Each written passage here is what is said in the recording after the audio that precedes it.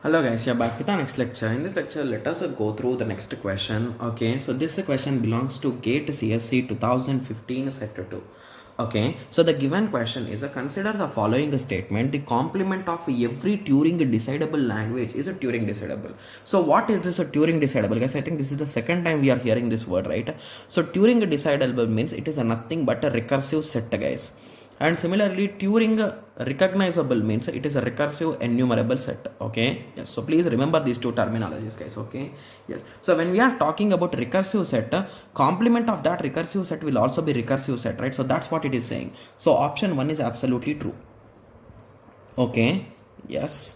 So now moving on to option 2. Okay, so if you want me to show in the table also, I can show it to you. Recursive set with respect to complement, it is always a true, right? Yes. So now moving on to option 2. So option 2 says that there exists some language which is in a NP but not in a Turing decidable.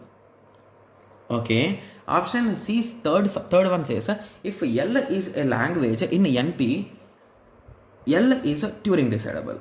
Okay, so both of them are talking with respect to this recursive set only, right? Yes. Okay, so to be clear with the one statement, we can eliminate one option among these two, three, guys. So to be clear, what is this Turing decidable, guys? So this is nothing but a non-deterministic Turing machine, right?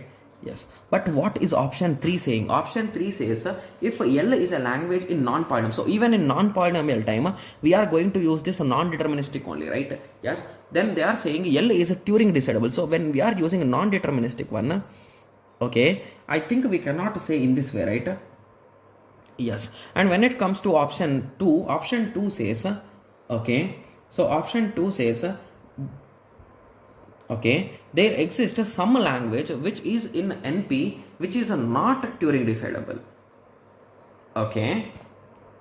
Okay, so that is what this option is saying, right? Yes, so option 3 is also correct, right? Yes, so moving on to second, there exists some language which is an NP but not a Turing decidable. So that's not possible, right?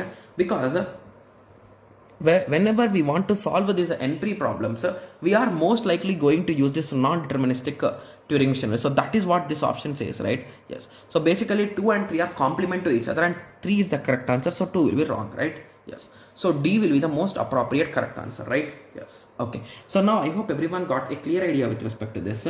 So in the next lecture, let us continue with the next question, right? Yes, so let us meet in the next lecture. Thank you. Thanks for watching. Like, share and subscribe for more awesome videos like this. Thank you.